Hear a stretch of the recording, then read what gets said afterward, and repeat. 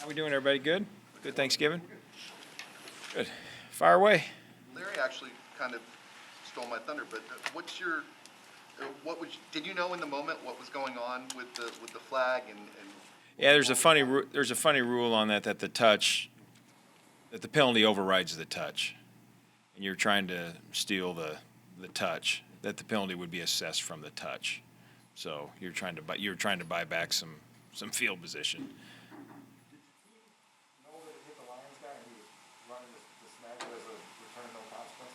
Correct, yes. That you're going to be facing this weekend, did you do a lot of work on him coming out, and what were your thoughts on just kind of the full complement of skills? I think he's really good. He's fast. He can use all the field zones. He kind of reminds me of a young Grant, similar in size. Catches the ball real well. Can make you miss. Likes to get to the edge, and is a good football player.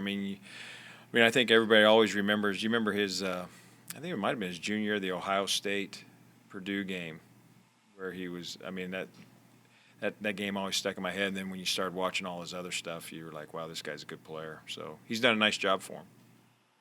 I know you weren't involved with the game at the time, but back in 2006, do you Whoa, 2006. I know, a long time ago. Oh, okay. Cardinals. Oh, yeah. Incredible special teams performance by Devin Hester, and then almost the more iconic press conference with Dennis Green. That would be good if we have an iconic. So, yes, would we like to have an iconic special teams day? We would. Yes. Do you have any memories of that performance? Like, wow. No, yeah, obviously that was a great performance by Devin. There's a lot of great performances by Devin. I think that's why, in my opinion, he should be in the Hall of Fame. But, no, that was one of many. Those are memorable nights, and it's fun to be on that side of it. And obviously, there's times where you're on the other side of it where it's not so fun. So, I remember what Coach Green came out and said. That was kind of the Bears, who they thought they were, or whatnot. So it was memorable. Devin last week actually made another round of the Hall of Fame voting, or survived another round. Do you think, is he a first ballot guy? I know you're probably biased. I'm biased, but let's go ahead and ask the question. When you see a great returner, and you're sitting and you're having you guys are all contemplating who should be returning the ball, who do you compare him? Who's your first comparison to? What name do you go to? So therefore, that answers the question. I'm going to leave it as that simple. The argument's over. What would it mean for special teamers everywhere if he got in on the first ballot? Would that be some sort of statement about the special teams game? I think the special teams game is important. Unfortunately, I'm not taking a jab at you here, but you're going to write about it when it goes bad, right? If it goes on par and it goes solid, no one really talks about anything. But no, would it be great? Absolutely, because I think that there's a lot of great returners out there. one of the greatest returners the Bears ever had, and you know him as a running back, but who would be the greatest one of? Gale Sayers. Absolutely. There's been a lot of great returners, and I think it's nice for those guys to get recognized, and it's nice for this, the special teams world to get recognized. Yes. I guess the Hall of Fame hasn't always done a great job of recognizing whether punters, kickers, returners. I think the game's changed. I really do, and I think that you'll probably start to see more of it, just because I think the game's become so specialized.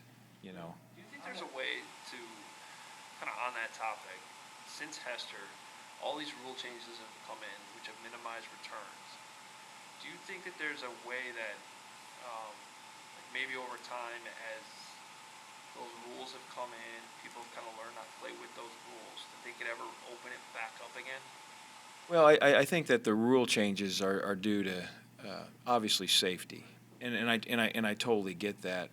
I don't agree with that. It's minimized things. I understand that returns are going to be down early in the year, but the rules really it's about the speed and the space, and obviously the size of the players are different than what they were way back when. So you have to account for all that because the game is always changing. I think that the game's done a really nice job with trying to protect the integrity of the game. I know that there's more touchbacks, but for example, when I was watching college football the other day, and might have been the Michigan-Ohio State game, and the guy, you can wave fair catch anywhere and get the ball at the 25. It was confusing to me, and I don't understand all the rules in the college part there, but that, if you're going to kick short, you're saying we're going to cover you because we want to make you have a long field. And obviously in college football, you can just say fair catch and take the ball at the 25, so you kind of eliminate. So to me, that kind of takes some of the game away. To me, that's where I think the league's done a great job with trying to protect what the league is and what it stands for, and as we keep moving forward too. Another Hester question for you. We can all watch Hester. We've all seen him. Everyone in this room, I'm sure, has seen all of his touchdowns. You worked with him, though, up close for several years. What did you see that told you that this was a special guy? Was it his preparation, his vision? Like, what did you see you thought to yourself, this is why he's so good? That's a great question. And it's hard to describe because I think that there's just certain players that just have it. And I don't know what it is. It's a word, but it's undescribable. And what's funny about him, when you see it, you can't describe it, but you recognize it. That's Devin. And like I've always said, when he went back to catch, people weren't going to the concession stand. You wanted to see it, or or if now I guess people probably hit pause on the TV. If you had to go, get a drink in the kitchen there, you come back and you hit play because you wanted to see it live. And I think that's why he is so special, and once again why I think he should be a Hall of Famer.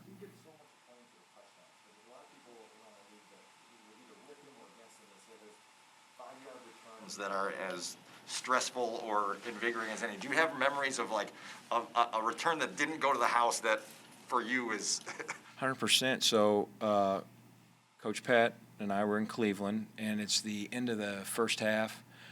There's maybe 2 seconds left, and we're going to try. We had Billy Cundiff was our field goal kicker, and a really strong leg, and we kicked a really long field goal, and they put Devin back there to return it, as most anybody would. And he kicks the first one, but they had called timeout, so he ends up just a little bit short on it. And did I get nervous? Absolutely. Did we stay out there and try it again? Absolutely. Did it end up short? It did. And out came Devin. And I was standing on the other side going, oh boy, here we go. And fortunately, we strung it out, and I think he took it back to our 25 before he got tackled. And I remember Coach Pat, we were kind of going in. That was stressful. And Coach Pat said to me, "That get your heart racing?" I said, "Absolutely." So how are you telling those linemen? Well, there's some parameters that they got to go out there, but being out in open space versus that, obviously they're at a disadvantage. So that's what makes it tough. Well, so Dan's question, is there a way you can quantify some of those hidden yards that Devin Hester may get? Maybe it is the 5-yard returns, but maybe he doesn't touch the ball at all. It's just how you try to stay away from that Sure. game, 100 yards over the course of a game. Absolutely. Like a punter shanks a ball out of bounds for a 30-yard shank, and you know what? He didn't get to return the ball. That's a direct result of who the returner is. So I always look at that, like when the guys come over, I say, "Guys, great return." And people, "We didn't even return it." Yes, you did. He just punted out of bounds for 30 yards, so that was a good return. I think that in the special team, that's how I think. I don't know if people think like that. That's how I do it, though. Track it at all? I haven't tracked no, I haven't, not that, but I think that there's times in a game you'll say, you know what, this guy's going to hit some bad punts, and we're going to get some hidden yards. Yes, do I track that? Yes, from that I do. Yes.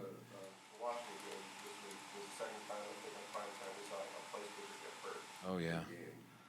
Is Pat ever allowed to practice a kickoff or an extra point or field goal? How does that emergency kind of come into play? No, those guys are the next guy. Those guys, next guys up. Pat, he's kicked off here. He was our kickoff guy there, a couple years ago when we had an injury with Eddie.